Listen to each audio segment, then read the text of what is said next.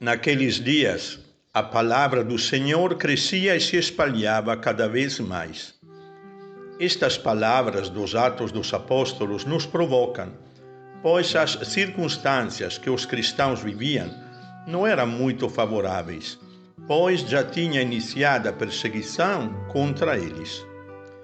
O testemunho que eles nos transmitem é que nada nos impede de viver com intensidade a realidade e darmos testemunho de Cristo, e que nenhuma circunstância é banal quando vivida como oferta e como parte do grande desígnio de Deus de renovar o mundo através de corações renovados e transformados a partir do batismo. Muitas vezes, o nosso desejo de felicidade é quase sufocado quando encontramos circunstâncias que não nos correspondem imediatamente. E a dúvida de que tudo tenha um sentido positivo e de que Deus já venceu realmente o mal e a morte começa a penetrar nos nossos pensamentos. Tantas atividades e encontros que tínhamos na vida da igreja antes da pandemia, já faz um ano que não podem acontecer.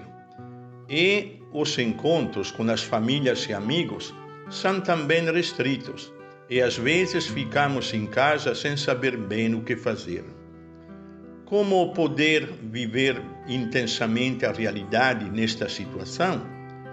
Confesso que, embora limitado na questão das visitas às comunidades e na dificuldade de poder organizar o encontro também com os padres, Deus me concedeu a graça de viver com intensidade todos os aspectos da realidade que a cada dia me se apresentam, muitas vezes de forma imprevista e não como eu a desejava ou a tinha planejado.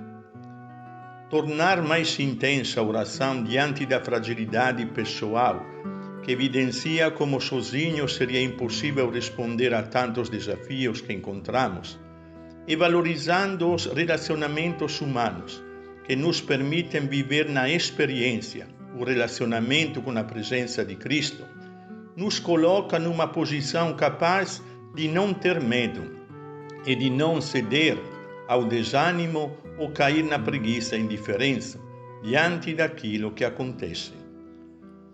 Uma das evidências que sempre mais se torna clara é o fato de que não são as circunstâncias que determinam a nossa felicidade, mas a modalidade e a motivação com a qual vivemos a realidade, ou fechados nos nossos preconceitos e esquemas, ou disponíveis a viver tudo como sinal da presença do mistério divino.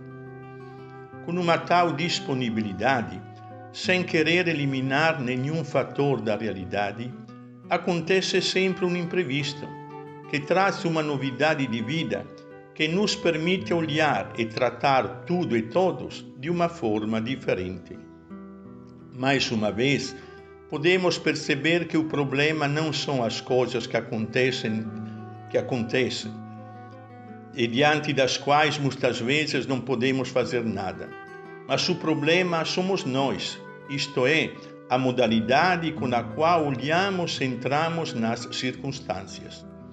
São Pedro é para mim o grande exemplo da tentação que temos de dobrar e fazer entrar Cristo nas nossas medidas, e não termos a humildade e a abertura de nós entrarmos na vida de Cristo, como o mesmo Pedro fez depois de Pentecostes. O canto "Se o Senhor não edifica a cidade" nos ajuda a entrarmos com mais confiança na realidade cotidiana. Se o Senhor não edifica a cidade, em vão colocamos pedra sobre pedra.